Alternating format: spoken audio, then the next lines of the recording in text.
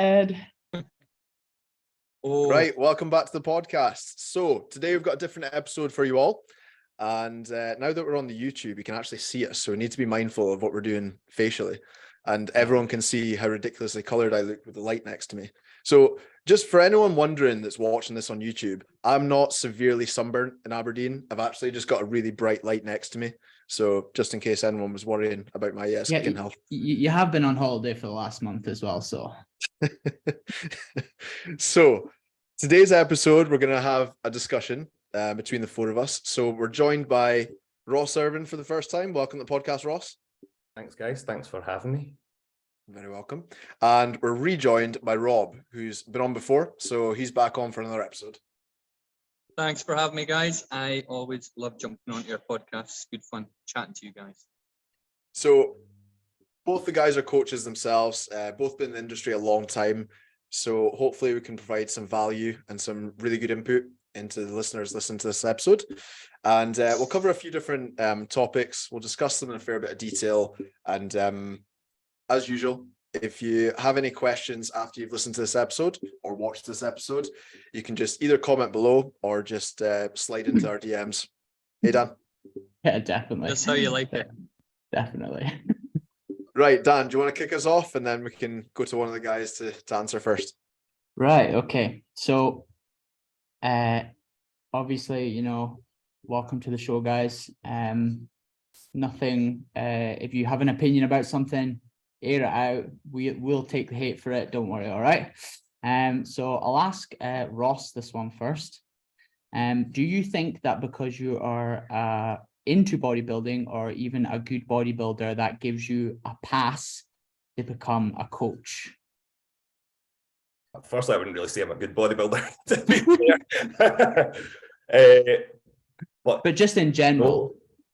No, I think it all kind of comes down to passion. I think that gives you a wee bit of a start, but I suppose no. Yes, actually, if anybody's got any kind of interest in fitness, it gives them a pass to start becoming a coach, but it doesn't make you a good coach or anything like that. I don't think. It's just kind of base that you're going to go off of, and it's the avenue you're going to verge down with looking at the clientele you want to work with and the way you're going to approach your coaching, isn't it? So I actually started coaching before bodybuilding. It was obviously bodybuilding style training I did, and then that's just always the avenue I've kind of went down.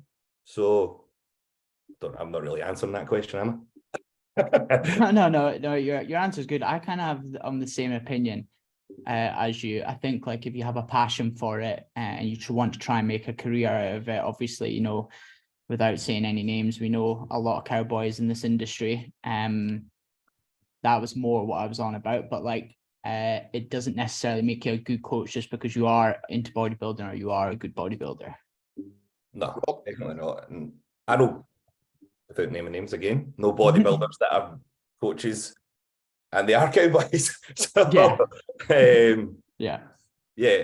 it's the start is the passion. That's where you're going to go with things. Just like if you are into CrossFit, if you're good at CrossFit, doesn't mean that you're going to be a good coach, but it's your start of how you're going to get into coaching, I suppose. Mm-hmm. Cool. Yeah. Mr. Dubai Man. So, I'm not going to be very controversial. I'm going to pretty much agree with a lot of the things you guys have said. One caveat I would give you, though, is that bodybuilding is the art of body composition. As a sport, it's the art of manipulating your body composition in a way that is aesthetically pleasing, or you might even say healthier. Maybe it's dramatic when the body fat percentages are dropping down to 5, 4, 3%. But that potentially gives bodybuilders an advantageous position for working with the general population, who's more, I would argue, most people's goals is to change their body composition for the better.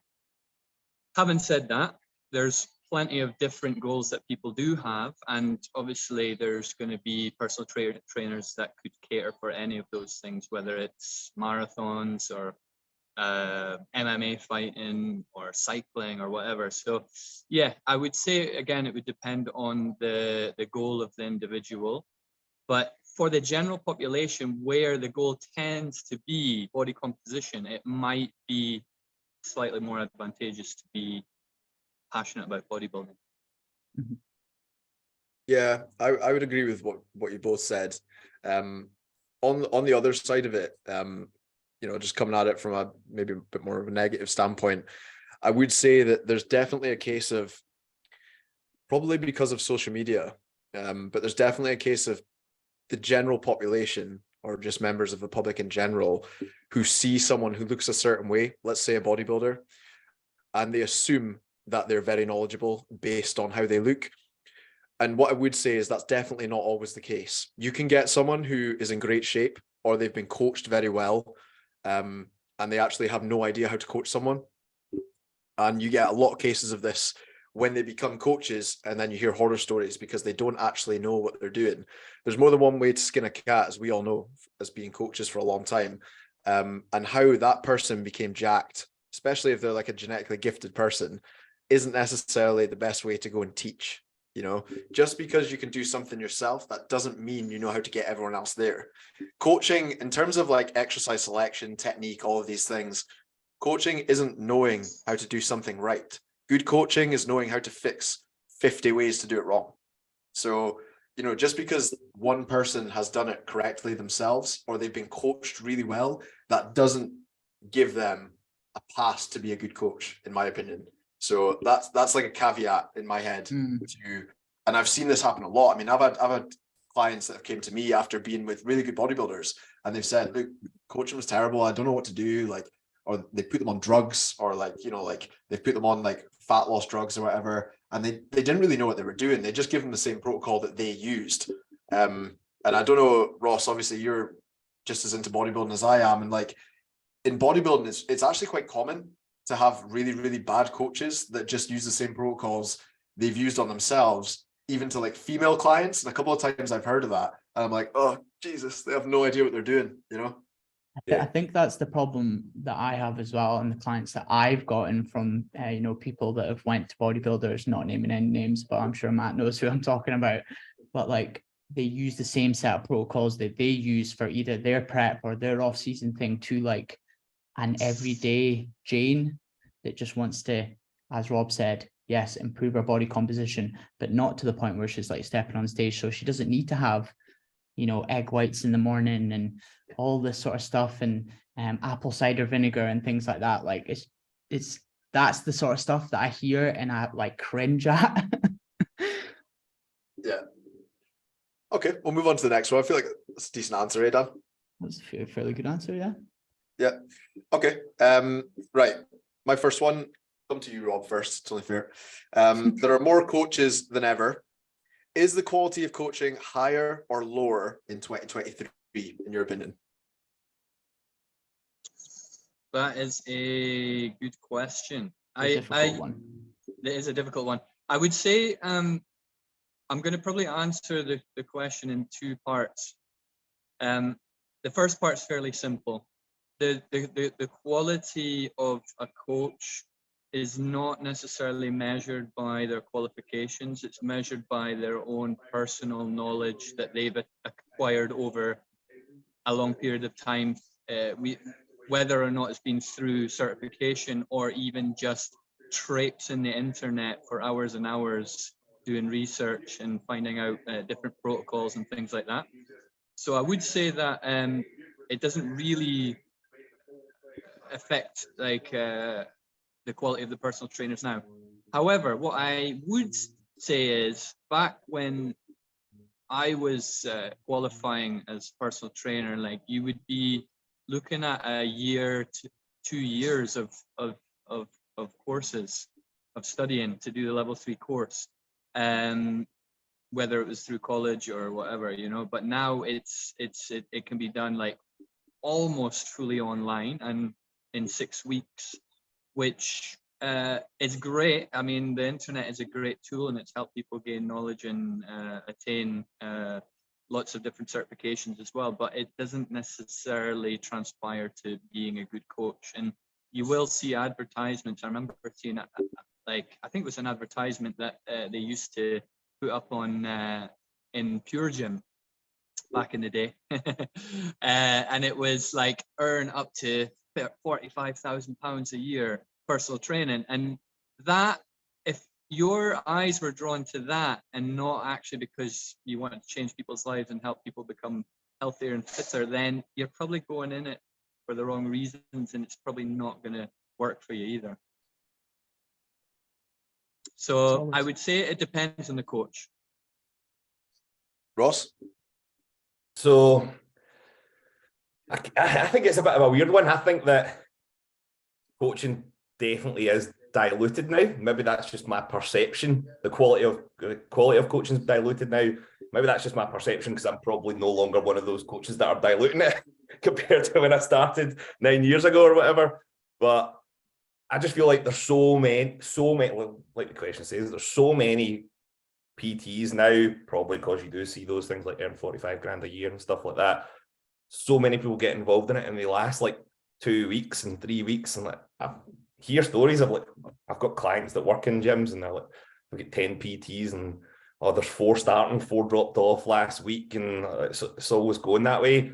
But at the same time, I kind of feel like there's a lot of kind of not untapped potential, but a lot of potential and a lot of people that don't probably get the props for what they do. Like you always hear it, there's big names in the industry and it's like you go to them, like if it's a bodybuilding coach, like you go to Tom Hames, you go to Callum Raystrick, you go to Cuba, but there's loads of guys out there that really know their shit that probably don't get their kind of come up at well what they praise for the job that they do, just because. So it's a bit of both. I think it's hard to say, but they're definitely overall, I would say, coaching standards are diluted. What do you think? I would like. On you go, Rob. Can I just mention something on the back of Ross's statement, which I think's interesting as well, and I do agree with him, is not all the time, but usually the loudest people are the ones that aren't that good at what they do and aren't that knowledgeable and the most overly confident, you know, and the ones that are genuinely very knowledgeable and genuinely have a passion for their work can almost make them a little bit shy to put forward their services, or a little bit I don't know, they may be overly humble, you know, whereas you find that in many different parts of business and life. But that's just a little observation I've seen in coaching as well. Yeah, I'd agree with that. Dan, what do you think? Yeah. Do you think coaching's better when we started or better now? Again, it's just very difficult for me to say yes or no. Just answer the question. I think in general, the standard to get in is far too low. You know, like I'm not saying we need as much time as, 10 years at med school or whatever, but like we take on more as coaches nowadays, more than just training and nutrition advice. And I think a 6-week course, is the starter, but there's no encouragement to go and like do other courses on top of that. Certainly when I did my level 3, it literally was 6 weeks. They pretty much, I remember the guys up at the front of the class during the anatomy exam that really didn't know. And the tutor was like, kind of like looking at option B. And he was like, which one do you think it is? So, but there was no chat, like you had to get CDP points after it to keep up your reps. If any of you guys remember what that was, like 20 points a year, but you got it by doing like a spin class or a fucking gym-based boxing, not anything that's actually going to help a client go through like a transformation change. And I'm not talking about getting them in the gym more, like an actual like full lifestyle haul of sleep, hydration, nutrition, all this sort of stuff. Like, I just don't think there's more encouragement to actually learn that side of things. As Rob said, part of the reason why I kind of got into it was I did read one of those posters about earning a lot, and I went into it for that. It's changed now, but like they do try and make it more mass numbers to get you through the door, pay for their tuition in their companies to get in more people. I don't necessarily think that they're doing wrong. I think it's a good starter. I just think we could be a little bit more, make more stricter regulations to become qualified. Some people don't even have level 3s these days. Like, that's how crazy it is they don't. I know online coaches out there that have never read a textbook properly, you know, like at least go and do your level 3. Like it's a low entry barrier. Like just go and do it. Yeah, I think for the lower quality of coaching, the primary reason is probably because the barrier for entry is just so low compared to other professions. So naturally, you're going to get people who don't know a lot who start coaching and charging for it. But I guess that's just the nature of the beast now, and it's so out of control, the online space of coaching, that it's very, very difficult to actually try and regulate it now. Because I know, like Ultimate Performance, Reps, like places like that have tried to introduce like a system of regulation, but I don't even know where you would start with that. I can understand how to do it in terms of a personal training sense. You just get every PT in a gym to go through some sort of training or go through some sort of regulation test like once a year or something like that. And you have one person that goes around the gyms and does audits on personal trainers. But how do you do that on online coaching? It's practically impossible to do it. Yeah, I definitely do think that a bigger emphasis does need to be on like development. Like, great, there has to be some entry level, doesn't it? And probably like a 6-week course is fine. But how many times, Dan,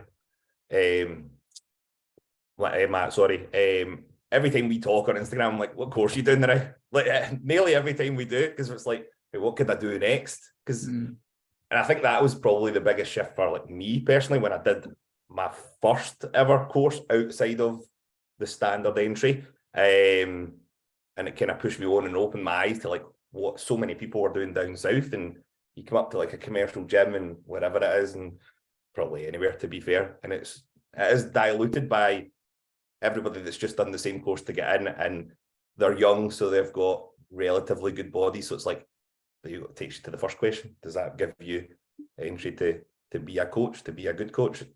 It doesn't. It needs to be that development. I guess as well, like it just doesn't. I don't think it's like you have to go on course specific stuff all the time, but it's just like surrounding yourself with people that are like-minded, that you can have like intelligent conversations with. Reading, like we're not going saying go and spunk all your money on courses left, right, and center. Like you could just do something like this, sit with 4 mates, really discuss if clients have actually got any problems. I just don't know if the PTs coming through certainly are like exposed to that, or even really being told that is like a use like this conversation here is a useful resource to me. Like, although we have very similar opinions, I will come away with like, oh, Rob said this, I now think this, and I will maybe look into it a bit more. Ross said that, you know what I mean? Yeah. I suppose it kind of comes down to your passion again as well. If you've got the passion for it, then you'll be inclined to do more and just find out more for yourself, I think, as well. I think I'm just doing it to earn 45k. I think listening to something like the Andrew Huberman podcast on a weekly basis will give you every certification you need. You know, you don't really need to sit and invest a lot of money when you just take some notes on Andrew Huberman's podcast. Right, we'll move on to the next one, Dan. Do you want to do one of yours? Yeah, well, do my one last, because it's kind of like, just do your one next. That's what I'm trying to say. Okay, so the next one I was going to ask you guys, we'll come to you first, Ross. If you were starting now in 2023, so this is your first job as a coach, what would you do differently from when you started? Because we all started, like all 4 of us started 10 or more years ago, basically. So yeah. What would I do differently to when I first started? Probably just try to be a little bit more outgoing. Like, it's hard because I would never have known this without experience, but you just need to be personable. If you're on the gym floor, like, people like you, people are going to come to you from that standpoint. And although Dan, you said not everybody needs to go on courses, the first thing I would do is go on more courses. Like, I can't bum it up enough. The first time the course I did was the M10 mentorship, and it was a massive eye-opener to me of like standards of coaching and stuff. And I kind of feel like that should be like the standard of before you can do anything, because it was like a broad coverage of everything, and the importance of everything, rather than just like when I first started as a coach, I believed so many bullshit myths. So yeah, it was an eye opener for me. So those two things: be as outgoing as possible, and further my knowledge with an actual decent course, a broad spectrum course. Rob? I probably would say, and it's probably something I still need to get better at, to be honest, which is being able to be a little bit more business-like where needed, in terms of, closing a sale, like in a honorable and humble way that will still make sure that person is ready to work with you, not in a salesy way, you know what I mean. And I probably still need to work on that, because I'm a little bit too, I don't know what word you want to use, a bit too friendly, like how much, I know you've got kids in school, so maybe we could, so that's probably one thing, definitely. Anyway, I should have worked on there then, and I definitely still need to work on now. And another thing as well, just backing up Ross's statement as well, was, I think maybe it's to do with your age as well. When you're young, you like to think that you are knowledgeable, and you like to think that you are in the top 5% of knowledge. So you preach to people, or you preach on your social medias in a way that is kind of my way or the highway, so I always say, like, we've got 2 ears and 1 mouth, which means we should be listening twice as much as we're talking. So when we're working with clients, like, we should really be taking in their feedback. Oh, I can't do that, or oh, this is going to be difficult for me. Yeah, okay, let's try and find something else that will work for you. Whereas before it would be like, eat this clean eating plan and do barbell squats, even though you don't like them. So it's rather than being kind of arrogant and having this kind of my way or the highway, being a bit more working with the client rather than talking at the client. That's such a good point. That is Yeah. such a good point. I think with maturity, not just time on the gym floor, but with maturity, I think all of us have probably improved on that one. And like Dan and Rob, you've obviously, like, I've worked with you guys personally, but like, I definitely would say that's one for me personally. I was definitely, like, when you were saying that, Rob, I almost felt like guilty because I was so bad at that. Yeah, I thought you were talking about me there for a minute, but no, I mean, one thing I wish I could change, obviously the business side of things, you have to sometimes learn that, you have the difficult conversation where, you want to make it doable for them and affordable, but like, you are still trying to run a business and pay for your own things. But like, for me, I did this for the first couple of years, and I was really guilty of it, is like comparing myself to other coaches too much, and almost like not having my own identity in it. Like, for example, I would always be like, oh, Matt's got all his clients on keto. I'll do that because I think it's going to get them results. Oh, Ross is doing That's German just volume. before anyone gives me shit. That's hypothetical. That doesn't. Ross is now doing German volume training for everything. Like, I'll do that. And I did that for a couple of years. I concentrated on like almost trying to look too good on the gym floor with clients, rather than actually just listening to them, actually just getting them results. And yeah, I was guilty for that for years. And I had to learn that the hard way by clients leaving me. Dan, I think that's a really good point, and I'll tell you why. Because I've watched you and I've watched Matt like since I've left the country, and you've both got different ways of kind of presenting your business, let's say on social media, and something that I used to think a lot is like, oh, I'm not posting enough videos, or I'm not posting enough demos, or I'm not posting enough like informative stuff, you know. And I really like when I see a story or a post done by you, or I see a story or a post done by Matt, like I'll stop and I'll have a look at it, because I see you both doing the post just passionately from your hearts. Let's say it's not just this sales guru told me that I need to do a video like this, or I need to do a sales pitch like this, you know. So it's a big part of it is when you can kind of just shift into your own identity and feel comfortable there. You want to know something that, like, again, I learned the hard way is like, see, when you actually stop chasing money, money comes to you. Like when I stopped trying to make my 45K a year or whatever, and just was just like, right, I have these 5 people in front of me. Let's just get them insane results. Let's really care for them. And then I started to become successful when that happened. Okay. Well, without saying anything further than that, like, I've worked with a business mentor, but won't name names. Don't worry, You can tell me after.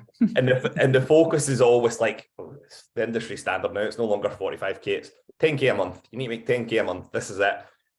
I never got to 10K a month, but like chasing the numbers doesn't bring you, getting all hippy dippy here, but doesn't bring you any more kind of happiness. It's like, what are you trying to get out of it? If you did sign up to just make 45K a year, whatever, then maybe that is going to bring you happiness. But we probably all didn't get involved in this to make 45K. It was really because it's, again, your passion and stuff like that. So if you do focus on the client and you see them happier and getting the results, like I just buzz off of getting results. That's the main thing. That's why I just push results, and things are going to come off the back of that, really.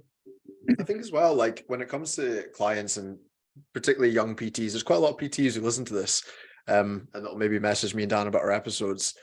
And like a good bit of advice, if you are in that first initial period that none of us are anymore, but we can all reflect on it now. A good bit of advice, I think, is to say, like, just look after your clients. Just give them the best service you possibly can. It's something that you told me at the start, Rob. And for anyone listening to this who isn't familiar with Rob gave me my first ever job at Pure Gym back in the day. He was my first manager. So a bit of advice that Rob gave me was just keep your clients happy. Just take care of them, look after them, get them results. If you do that, you'll pick up clients. As a trainer, you will pick up clients. If you keep them all happy, you will forever be busy because you'll keep clients. Client retention is keeping yourself busy. You don't need to keep trying to get new clients if you're keeping everyone happy. If you keep those clients happy, referrals number one. Yeah. So I mean, you know, for people who are in that mindset of I need more clients, I need to speak to 100 people a day on the gym floor, and maybe I might get 1 or 2 like per month or whatever. Just get all your clients happy. They'll do your referrals. They'll do your talking for you. They'll tell their mates, their other halves, brothers, sisters, all that stuff. That's how you get clients, you know. Keep people happy. If you've got a good relationship with your client, they might not necessarily think to tell a lot of people about you, but you can feel fairly comfortable to say, look, if you're happy to refer me to some of your friends, like I'll stick an extra session into your next package or whatever, you know? Yeah, give them some sort of like incentive.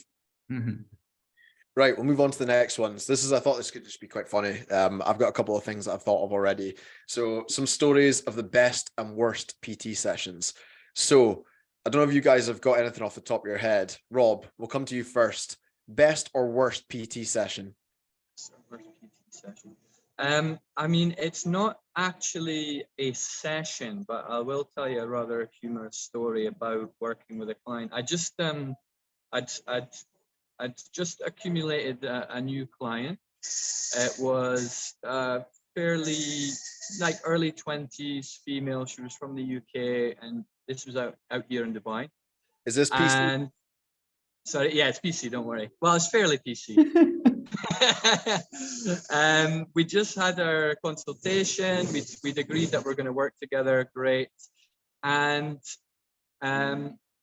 literally I think we'd had 1 or 2 sessions only, so it was like the first week or 10 days that we'd been training, and we were chatting about the time and day exactly that we would train this week, and I'll say, okay, well, we'll see you tomorrow then.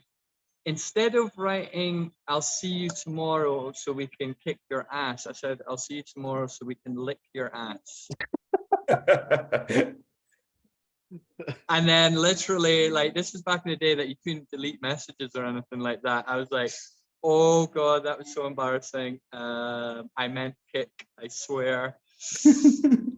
So yeah, that was a little bit embarrassing, but luckily she stuck around. Maybe she became friendlier after that. I don't know. Depends on the person, I guess. Depends on the person, yeah. Ross, any that spring to mind?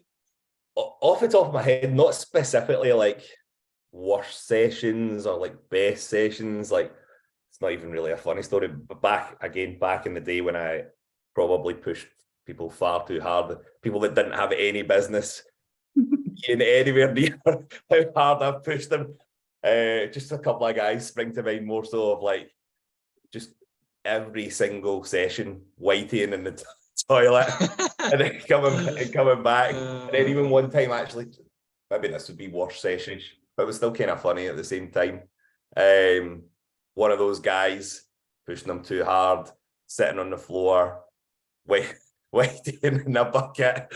And then at the same time, some guy that's nothing to do with me, some guy that's running on the treadmill, you just see him fire straight off the back into the back wall. And then he comes over to me with one guy who's been sick in the bucket, and he's wanting me to help, and I'm like, what am I going to do here?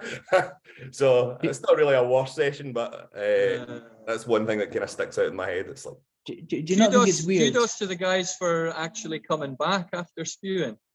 yeah, like fair play. Like it's two guys specifically. They both are quite long-term clients. They didn't consistently spew for years, but like Hope not. the first 5-6 weeks was like constant.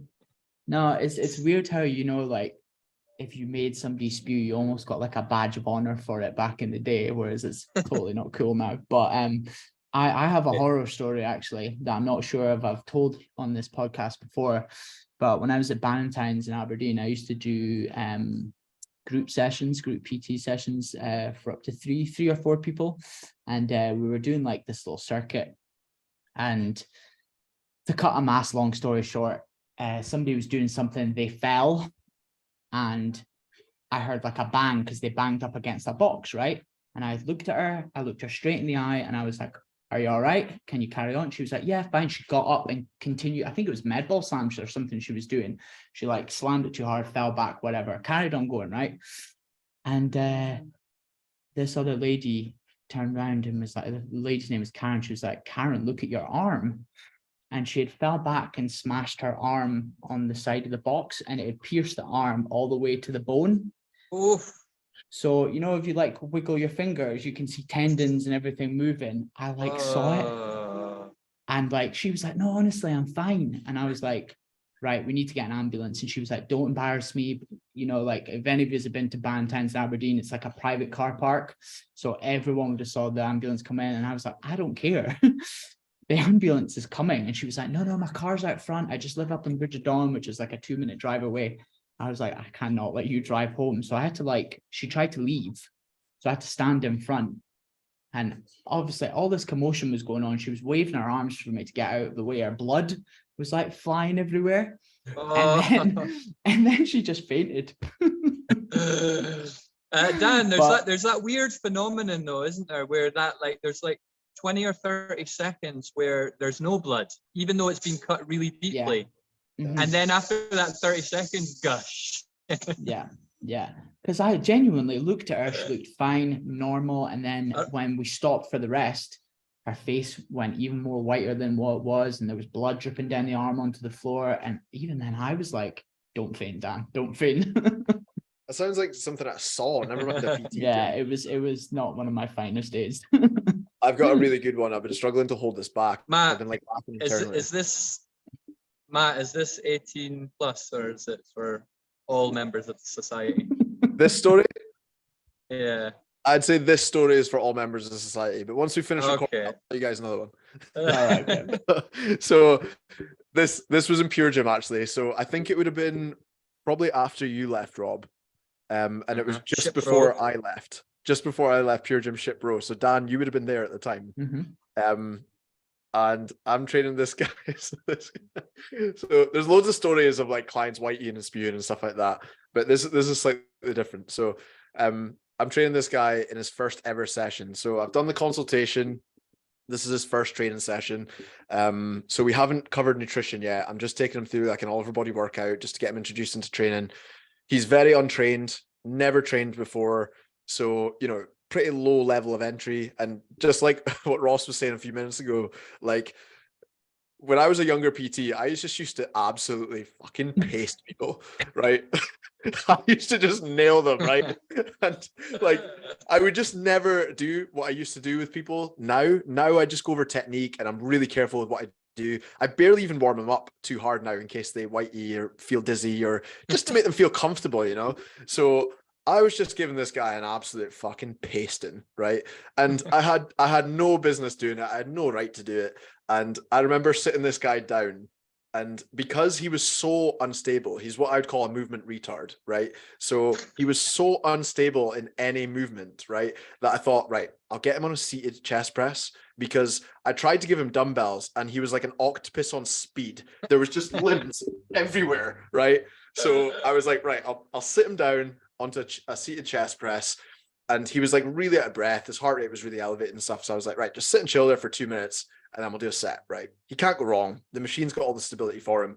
And he just sat there, and every second that went by as he was sitting in this chair, his skin color was changing, right? So he was getting paler and paler. He was looking more dizzy and more dizzy. And he sort of looked at me. He was a typical like guy's guy as well. You know, you could never admit that he felt bad. And he was like, he looked at me and he was like, I don't feel good. So I was like, right, just sit there and chill for a minute. And like, you'll feel better. We're just not going to do anything for a couple of minutes. Just, you know, get your heart rate back down. Your body will relax, blah, blah, blah. And as I'm like talking him through it, trying to talk him off the ledge of just never exercising again in his life, he projectile vomited, right? And this projectile vomit, I'm not even joking, came out of his mouth like a missile, right?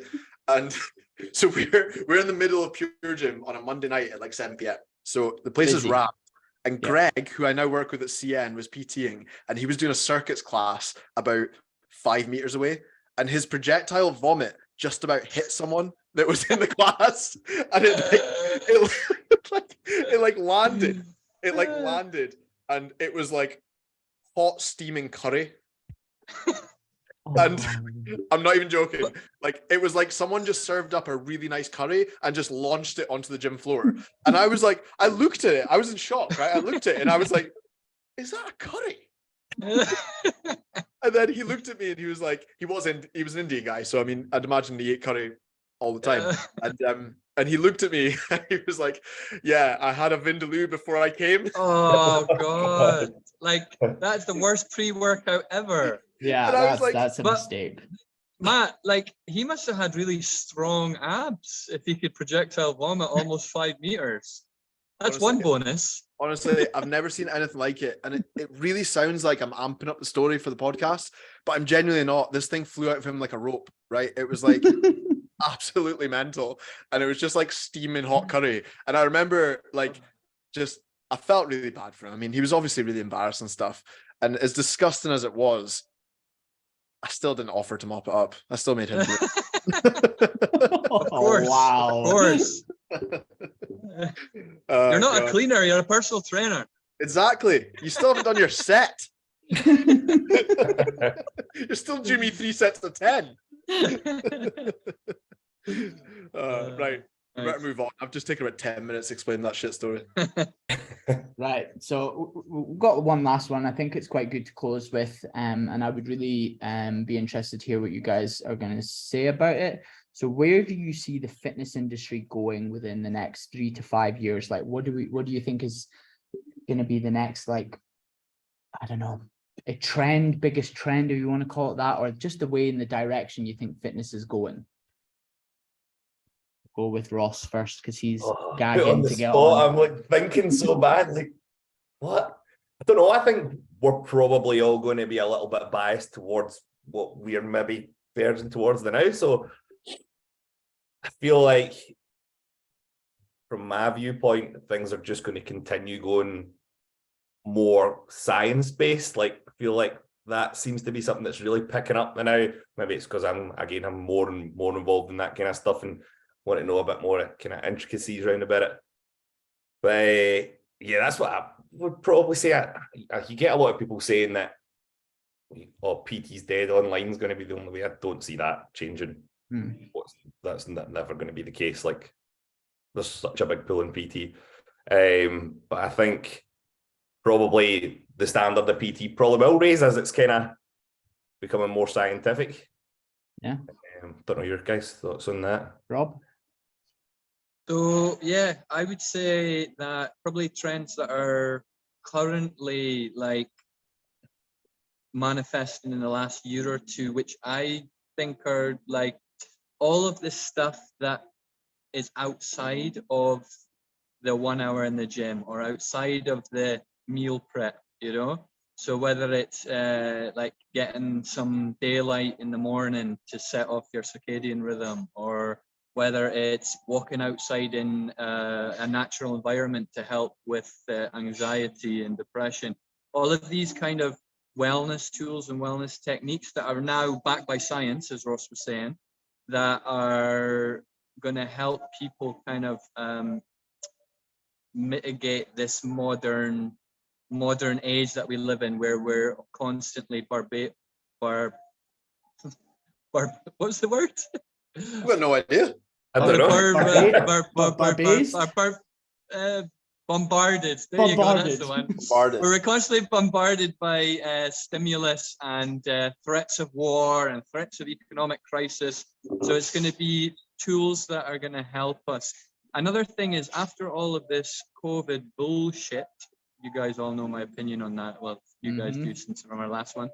I think more people are understanding that the medical industry doesn't have you as their primary goal. Your health is their primary goal. They have dollar signs above your head. So I think a quota to make. So I think that that people are going to, many people are pulling back from just take the pill or take the injection, and they're thinking more lines of what lifestyle changes can I make in order to alleviate chronic conditions. Yeah, that's really good. I like that. I know you're really into the sort of wellness lifestyle stuff, Rob, and quite a lot of your posts are actually really good when it comes to that. I really like your posts about that. You know, like the daylight exposure and things like that you talk about, circadian rhythm. You've always been quite into that kind of stuff, and I've learned quite a lot off of you in that respect. But somehow in an answer talking about that, you've managed to go into conspiracy theories, pharmaceuticals. Yeah, I know. Politics. I don't know how you covered that. Gotta let the people know, man. I'm impressed you did that in like 90 seconds, considering I took about 8 minutes to explain someone spewing on the gym floor. So what do you think, Dan? Yeah, I agree with Rob. He's pretty much stole my answer. I think, you know, we're going down a route where people are now really thinking, what are the sort of, you know, free things? And I say free not in terms of like monetary value, but like not having to go to the doctor to get a pill or a potion of some sort to fix you. It's, what can I do? Sunlight exposure, sort out my nutrition, keep well hydrated. Cold plunges and like saunas are really big at the moment, things like that. So yeah, I think it's something that is backed by science and something we're all doing, you know, now and integrating into the coaching. Because like, as I was kind of talking about the standard of coaching at the start, it's not just a gym session. Now that PTs are required to deliver, we're almost required to deliver some sort of lifestyle advice and upskill ourselves on the importance of sleep and why you should sleep and sleep hygiene and all this sort of stuff. So I think it's going to just double down and really continue on that path. And I think it's only just going to get bigger and bigger. I agree with Ross as well. From somebody that has been an on-floor PT for 10 years and has for the last year been an online PT, more through personal choice, because I had to move. I don't think it's a dead industry at all. I think it's definitely face to face is more personable. I think, you know, it's going nowhere is the short answer of what I'm babbling on for, trying to say right now. I don't think it's going anywhere. I do think online coaching obviously picked up during lockdowns and things. And I think it will continue to get more popular. But that doesn't mean to say that I think that face to face I'll be dead. Yeah, I'd agree with that. I think in the next 5 years, there might be a bit more emphasis on stress management, hormone profiling, things like that are coming into chat now. I think more people are learning more about these things. And like what Ross said about science, scientific data is coming out all the time. So in 5 years' time, you'd be surprised at how much will come out and how much new things will have revolutionized by then. And I think when it comes to these things, it's all pretty new. You know, personal training as an industry, the fitness industry, is relatively new. You know, when you talk about the industry of personal training, it really only started in the 2000s. You know, there was PTs in the 90s, but it wasn't really an official qualification. It wasn't seen as an actual job until probably 2000s. So it'll have evolution. Things will change over time. I think one thing that people are going to get more into in the next 5 years, 10 years, 15, 20 years is definitely hormone profiling. So I remember listening to a Paul Quinn interview before he passed. And he was talking about, I don't know if you guys ever watched the London Real episode with Charles Poliquin. I know the show, but I haven't watched that one. No. It's a really good episode. Not if you're vegan, because he absolutely hammers them, but it's a pretty good episode in general. And he talks about the average man's testosterone level and how basically every decade it's dropped 8 to 10% or something like that. Since, like, you're talking like from post-war until now. So basically since they've done research on testosterone levels, and it's due to a multitude of factors, but one of the main ones being stress levels are higher in the average person now. So naturally with that, over the next 10-15 years, the cascade that's going to come from the average person having lower testosterone is fertility issues. So I think one thing that will come from people struggling to conceive children is people will value health and exercise at a higher point to prioritize having children. People might not care about their body weight. They might not care about having abs and things like that are more visual and more like validated by other people, but they will care about the lack of the ability to have children. So if there's ever something to force people into changing or making a change, hiring a PT, getting on plan diet wise, it is the ability to have children. So I think that will be something that comes into our industry a lot more in the next 5-10 years. That's a nice answer. I think you're really on the button there. And I think we've hit the peak now of this whole aesthetics and looking at people on social media and idolizing them. And people are maybe now understanding, maybe in this last 5 years, like scientists are now understanding, and now the general population are now understanding that is not necessarily a healthy thing to do as a human being, which is compare and feel depressed because you don't look like that, you know. So it's becoming better. Still very poor at the moment, but it's becoming better, I think. Yeah. Guys, can I ask a really interesting question before we wrap up? Feel free. Because I think it'll be cool for listeners to know about us as well. Just ask Ross first. The question is, you know, we talk about different wellness tools that we use, cross spectrum, like training, nutrition, stress management, sleep, all these different things. Which wellness tool that you guys preach to your clients do you sometimes or most often fail at yourselves? Let's go with Ross. I've got a bit of a cop-out answer already for this because it's all right. Sleep, definitely. I've never been a great sleeper, but now having a baby, it's definitely so much worse. So, wow, yeah. Cop-out answer for sure. But otherwise, I'm quite a bit of a sado, to be honest. Like, yeah, pretty on the ball. Dan? I'm struggling to think of something. So am I. That's why I said Dan. Give me examples, Rob. I'm trying to think off the top of my head. I was going to go with sleep, but I'll need to come up with something else. Yeah, I was going to go with sleep as well. So I'm fairly regimented with my sleep. I'm pretty good. I'm up at 5:30 most mornings, so I'm in bed between 9:30 and 10 most nights, but maybe something like maybe at times your screen time is maybe a bit excessive, Yeah, or Okay. maybe at time. I'll hold my hand up first and say mine's through the roof. I am very, very disciplined with screen time, and I set the timers on opposite. apps. I'm super, super aware of it, and I put my phone like down before I go to bed. I never look at my phone in bed, like things like that. Sleep is something I'm super anal with. You know what I'm like with sleep, Dan. I'm like, my whole day revolves around a good night's sleep, a good evening routine, good morning routine. I'm very Mhm. anal with it.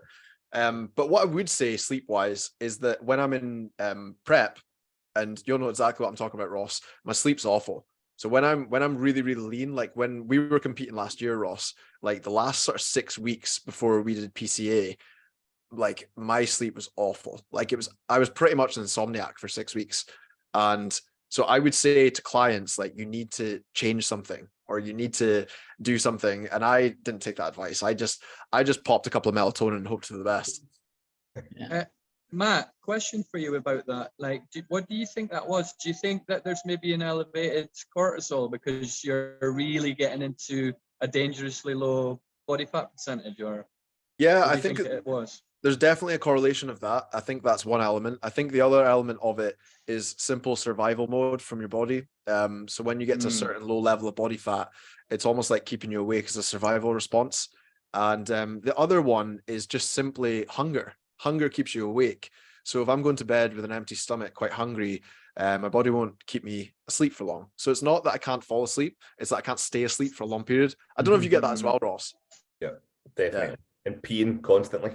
Yeah, that's the other one. I'm like at the gym doing my last session 7 till 8 p.m. I'm planning on going to bed at 9. I'm thinking, right, I'll stop. I'll just have a little sip if I need it, but I'll stop drinking water so that I don't have to get up during the night. And then I'm up at like 11, 1, half 3. You know, it's just like your bladder just has no capacity when you're that lean. No, nothing. So yeah. So yeah, mine would probably be sleep as well, to be honest. But I don't have a good excuse like Ross. Like I don't have a baby or anything. So. I would say, guys, for me, I would say probably it would probably be I mean, I would say screen time, but I am aware of it, probably like you, Daniel, where like I'm aware of it, but But you still it's do it. whether it's aware, yeah, or it's whether I'm actually willing to action it or not, you know. So I often I discovered this thing where you can switch your app off like after 30 minutes of use, like as in you get 30 minutes of use every 24 hours. That's So what I'm now trying to, okay, so now I'm trying to stick to that. Like, so like, say for example, let's go with Instagram or YouTube, whatever. YouTube I'll put on for an hour. I quite like watching like documentaries. But I'll stick a timer on that, and then literally it takes a lot of effort to go into the settings and everything to take it off again. So I'll just be like, okay, I've used my my usage for today.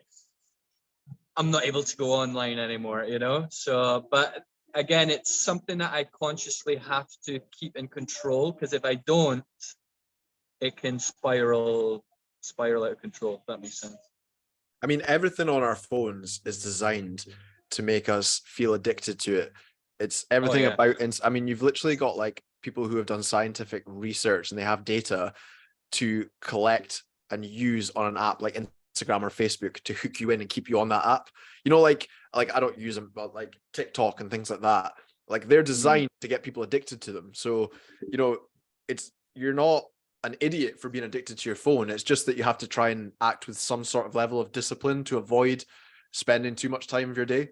Because procrastinating on the iPhone is such an easy thing to do. It's very, very easy. Oh yeah. So, you know, it's easily done. It doesn't make you an idiot or a bad person. I would say that to clients, like, try and cut down your screen time. But just, you know, like have certain things that you're actually trying to do. Just saying I'm going to cut down my screen time does nothing. That does nothing. Actually set timer limits. It needs to be actioned. Yeah, exactly. Set timer limits. One thing I do before, like half an hour to 45 minutes before I do my bedtime routine, before I stretch and like read or whatever, I always put my phone in airplane mode, so I can't even look at a message. I can't receive one. So that's something that I've done that helps me. So I don't know if anyone else uses that, but it's something I do. I actually put my phone on airplane mode when I go to bed. And I don't know this. I don't know whether there is any, because this is totally anecdotal. It's not scientific, and there might be science behind it. But when I have my phone on airplane mode, and since I've been doing that for the last year and a half, I feel like I sleep more soundly. I don't know. Maybe it's because, I mean, if a phone is able to talk to a satellite, or if it's able to talk to a Wi-Fi router in the other room, there might be something that could also be triggering signals in the brain as well that keeps your brain stimulated at night. I don't know, but that's purely anecdotal. You're going down these conspiracies again, I think. I was waiting to say Rob's going out a conspiracy theory here. It's also like well beyond my pay grade. I'm like so out of my depth of that chat, you know, like I just figure out how to use Wi-Fi, never mind like explain it. Cool. Anything you want to add to that, Dan?